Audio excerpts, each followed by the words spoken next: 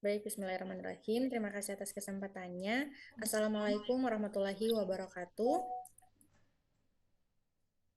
Yang saya hormati Ibu Elida Rizky Wijahati, SST MKEP, selaku dosen pengampu Metopen di kelompok kecil LA5. Izin perkenalkan, saya Aprianti Paris. Di sini saya akan mempresentasikan seminar proposal dengan judul Hubungan Asupan Gizi dengan Kejadian Kekurangan Energi Kronik atau KEK di SMP Negeri 1 Melati.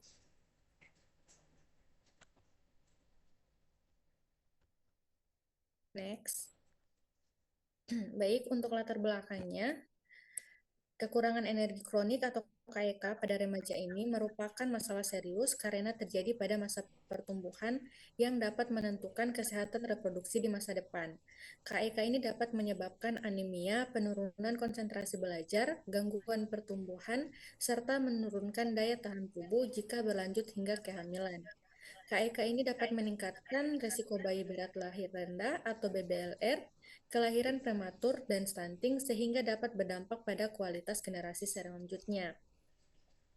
Nah, prevalensi KYK pada remaja putri pada usia 13-15 tahun di Indonesia sendiri pada tahun 2023 yaitu mencapai 36,3% dan di Provinsi Daerah Istimewa Yogyakarta risiko KYK pada wanita usia subur sebesar 19,08% dan di Kabupaten Sleman sendiri sekitar 18,9%. Nah, berdasarkan hasil studi pendahuluan kemarin, di SMP Negeri 1 Melati menunjukkan 6 dari 10 siswi yang diperiksa mengalami KEK. Nah, ini menandakan bahwa masalah KEK pada remaja putri ini masih cukup tinggi dan juga memerlukan perhatian serta intervensi sejak usia sekolah. Maka dari itu, saya merumuskan masalah dari latar belakang ini yaitu next. Nah, berdasarkan latar belakang ini, masalah yang dapat ditemui oleh peneliti yaitu apakah terdapat hubungan antara asupan gizi dengan kejadian kekurangan energi kronik atau KEK pada remaja putri di SMP Negeri 1 Melati. Nah, tujuan penelitiannya di sini terbagi atas tujuan umum untuk mengetahui hubungan antara asupan gizi dengan kejadian kekurangan energi kronik atau KEK pada remaja putri di SMP Negeri 1 Melati. Dan tujuan khususnya yaitu mengetahui proporsi kejadian KEK pada remaja putri di SMP Negeri 1 Melati berdasarkan pengukuran lingkar lengan atas atau lila. Next.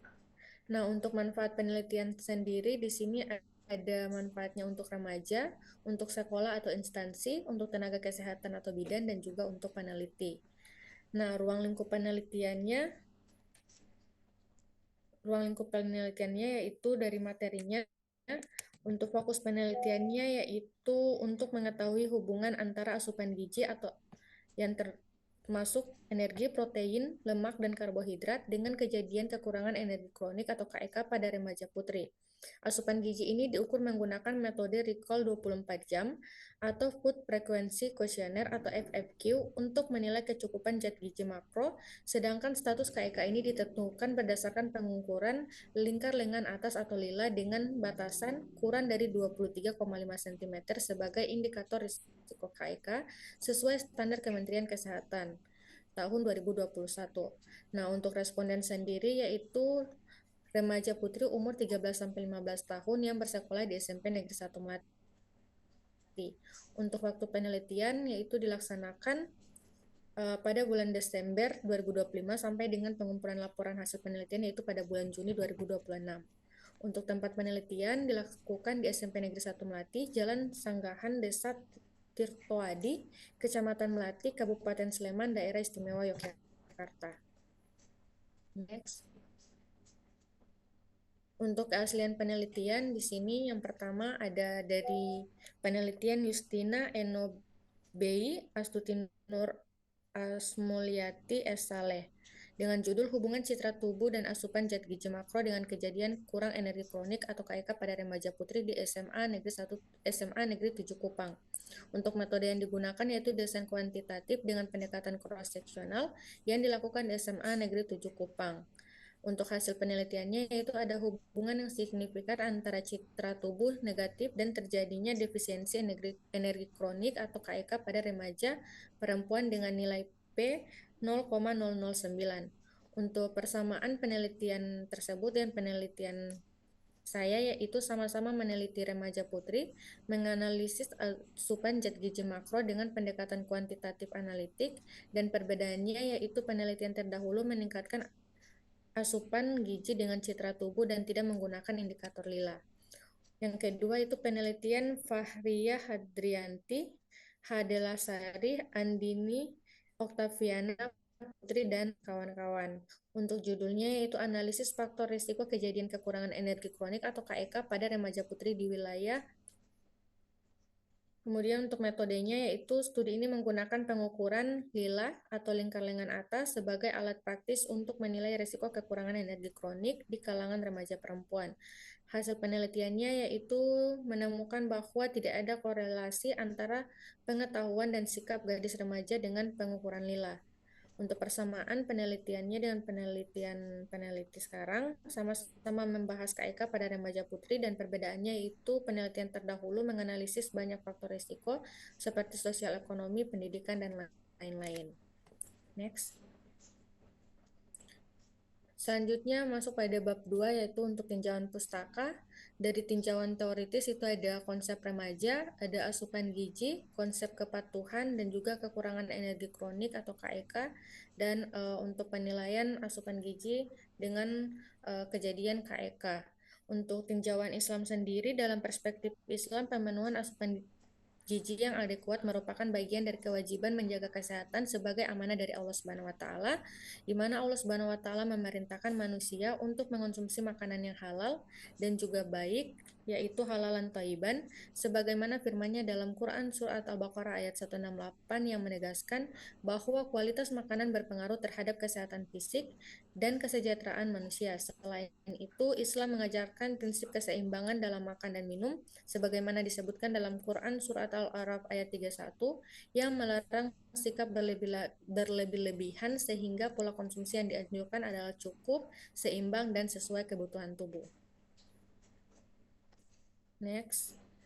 Selanjutnya kerangka konsep. Untuk kerangka konsep di sini ada variabel independen yaitu asupan gizi, variabel dependennya yaitu kejadian KEK atau lila, dan variabel pengganggunya yaitu ada asupan uh, untuk variabel pengganggunya itu ada sosial atau ekonomi, pengetahuan, dan juga sikap. Untuk hipotesisnya yaitu terdapat hubungan antara asupan gizi dengan kejadian KEK pada remaja putri. Next. Masuk pada bab 3 atau metodologi penelitian. Untuk metode penelitian, penelitian ini menggunakan studi kuantitatif non-eksperimental dengan pendekatan observasional, analitik, dan desain cross-seksional. Untuk variabelnya yaitu variabel independen ada asupan gizi, variabel dependennya kejadian KEK dengan pengukuran lingkar lengan atas. Untuk variabel pengganggu tadi sosial, ekonomi, pengetahuan, dan juga sikap.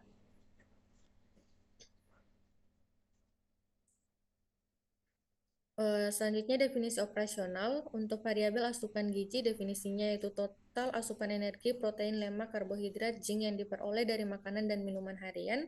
Alat ukurnya yaitu menggunakan formulir recall 24 jam, sumber dari buku DKBM atau Nutri-Survey atau aplikasi gizi. Untuk skala datanya yaitu interval. Hasil ukurnya yaitu asupan energi dikatakan cukup jika dari sama dengan 90% AKG, kemudian kurang dari 90% AKG, dan asupan proteinnya dikatakan cukup jika lebih dari sama dengan 90% AKG dan kurang dari 90% AKG. Untuk kejadian KEK, definisinya status kekurangan energi kronis berdasarkan ukuran lingkar lengan atas atau lila. Alat ukurnya yaitu menggunakan pita lila atau muak tape sesuai standar WHO, dan skala datanya itu nominal di mana dikategorikan KEK atau tidak KEK. Hasil ukurnya yaitu kategori lila KEK jika lilanya kurang dari 23,5 cm dan tidak KEK jika lilanya lebih dari sama dengan 23,5 cm. Next.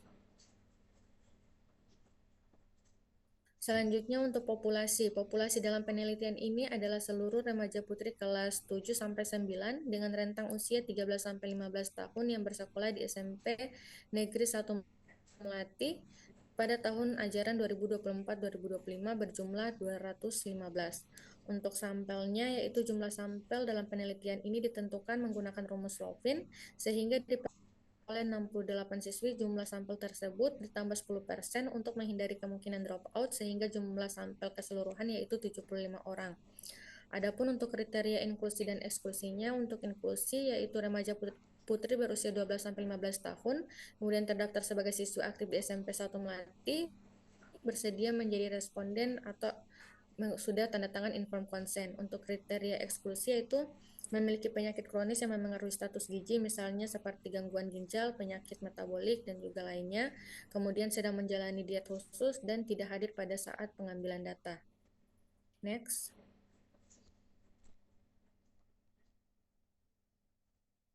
Untuk alat dan metode pengumpulan data, alat yang digunakan dalam penelitian ini ada kuesioner identitas responden, kemudian ada formulir recall 24 jam untuk menilai asupan gizi, yaitu energi, protein, karbohidrat, lemak, dan tablet Fe atau zinc, kemudian ada pita ukur lila, kemudian form pencatatan dan data antropometri dan asupan makanan.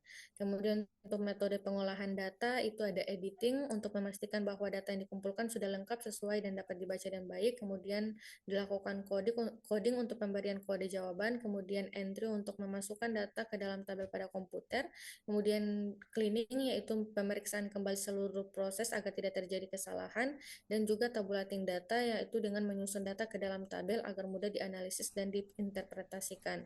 Selanjutnya untuk analisis data itu ada dua, analisis univariat dilakukan untuk mengetahui hubungan asupan gizi dengan kejadian kekurangan energi kronik pada remaja putri di SMP Negeri 1 Melati, dan analisis bivariat itu bertujuan untuk menguji hubungan antara asupan gizi dengan KEK pada remaja putri dengan menggunakan uji Q-square. Next. Nah, untuk etika penelitian di sini ada persetujuan yaitu menggunakan informed consent, kemudian kerahasiaan yaitu confidentiality, kemudian prinsip keadilan atau justice, dan kemurahan hati dan tidak merugikan atau beneficent dan non-maleficent. Untuk rencana jalannya penelitian, yang pertama ada tahap 1 persiapan. Tahap kedua itu pengumpulan data awal atau baseline, kemudian tahap 3 pengolahan dan analisis data, dan tahap 4 yaitu penyusunan laporan penelitian. Baik, mungkin itu saja dari saya. Lebih dan kurangnya saya mohon maaf. Terima kasih. Wassalamualaikum warahmatullahi wabarakatuh.